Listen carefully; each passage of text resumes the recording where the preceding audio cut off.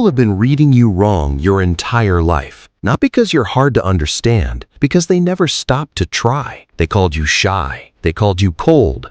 They said you were too quiet, too serious, too much in your head. And at some point, you started believing them. That's the problem, not you. In this video, I'm going to show you the exact difference between being quiet and being misunderstood, because they are not the same thing. And once you see it, you'll never let anyone define you with the wrong word again. Stay with me, because the last part of this video is the part that changes how you carry yourself from today forward. I remember sitting in a group of people I genuinely liked, not strangers, friends, people I'd known for years, and I was listening, actually listening to everything being said, thinking about it, turning it over, forming a real response. And someone looked at me and said, "Why are you always so quiet? Are you okay?" And I didn't know how to answer that, because I wasn't sad. I wasn't uncomfortable. I was completely, fully engaged. But from the outside, I looked absent, disconnected, maybe even bored. That moment stuck with me, because it wasn't the first time. It was just the first time I realized there was a gap between who I actually was and who the room thought I was. And I spent years trying to close that gap by becoming louder, more expressive, more like the people who never got asked, "Are you okay?" It didn't work, because the problem was never that I was too quiet. The problem was that nobody had given me the language to explain what quiet actually meant. This video is that language. Here's what most people get wrong.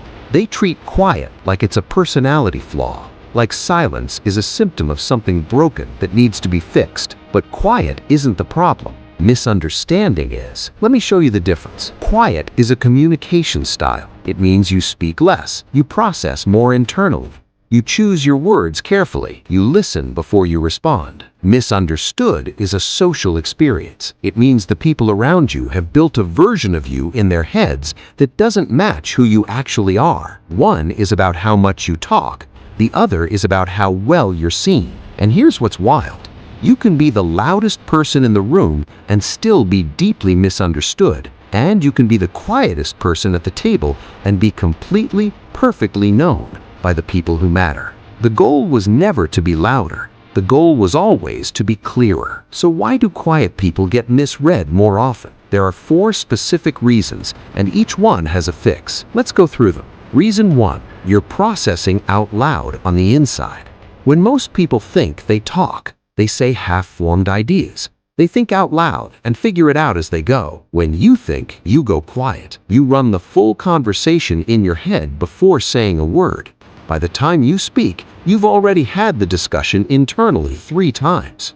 The room doesn't see that process. They just see silence. And silence, to people who think out loud, looks like absence. The fix: let people in on the process. Not the whole thing, just enough. "I'm thinking about that." Or, "Give me a second, I want to answer that properly." 2 sentences. Suddenly, you're not absent, you're deliberate. Those are very different things. Reason 2.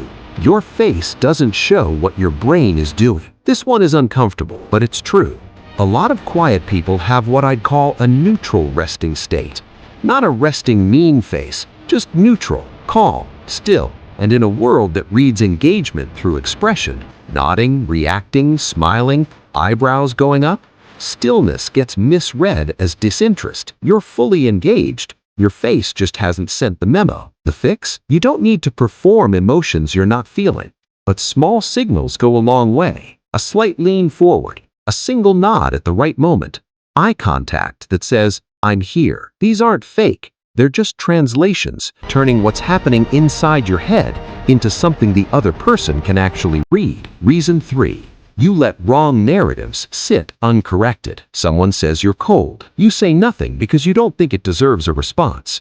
Someone says you're arrogant. You shrug because defending yourself feels beneath you. Someone says you're boring. You walk away because engaging feels like a waste of energy. And I get it. Correcting people feels exhausting. It feels like you're constantly justifying your existence. But here's what happens when you stay silent. The wrong version of you becomes the accepted version. Not because it's true, because nobody corrected it. The fix? You don't have to argue. You don't have to defend. You just have to occasionally show a different side. Share a thought they didn't expect. Make a joke. Ask a question that reveals your actual depth. Let the evidence replace the narrative. Actions rewrite stories faster than arguments ever will. Reason 4. You're in the wrong rooms. This one is the hardest to hear, but it might be the most important. Some environments will never understand you. Not because you're too complex, because they're not built for the kind of person you are. Loud rooms reward loud people. Fast conversations reward fast talkers. Groups that bond through banter and volume will always see a quiet person as an outlier. Not because the quiet person is less, but because the environment measures contribution in a currency they don't trade in. You're not broken. You're in the wrong ecosystem. The fix? Find the rooms where depth is valued, where listening is respected, where one good thought at the right moment carries more weight than 30 seconds of noise.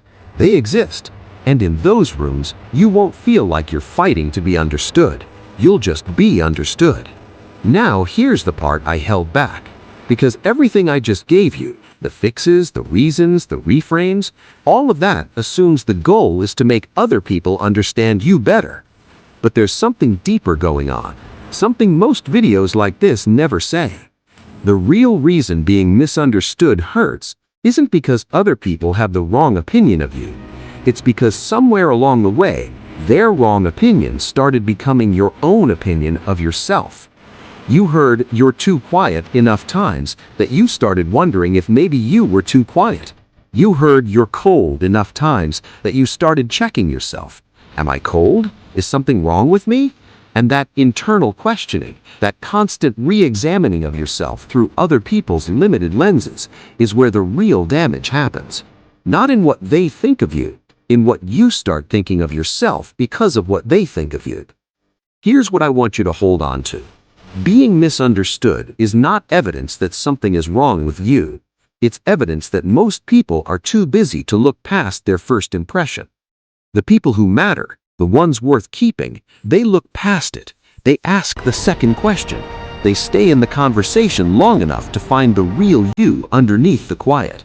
And those people, they never call you too quiet. They call you one of the most interesting people they've ever met. Because they did something rare. They actually looked. So let me tell you what quiet actually is, because it's not what they told you. Quiet is the person who hears what's not being said. Quiet is the one who thinks before they speak, which means when they do speak, it lands differently. Quiet is the person in the room who's actually paying attention, who notices the detail everyone else walked past, who remembers the thing you mentioned 3 weeks ago that you didn't think anyone caught. Quiet is depth that looks like stillness from the outside. You were never the problem. You were just in places that didn't know how to read you yet. And here's the shift I want you to make, starting today. Stop trying to be understood by everyone. Start being completely, unapologetically yourself, and let the right people find their way to that. Because the ones who are meant to get you, they will. They always do. People will misread you. That's not going to stop. But here's the thing about being misunderstood. It only has power over you if you let their version of you become your own version of you. The moment you stop needing everyone to understand you and start trusting that the right people will, everything changes. You stop shrinking. You stop performing. You stop apologizing for the silence. And you start showing up as exactly who you are, fully, without explanation. Not everyone deserves the full version of you, but the ones who do, they'll recognize it the moment they see it.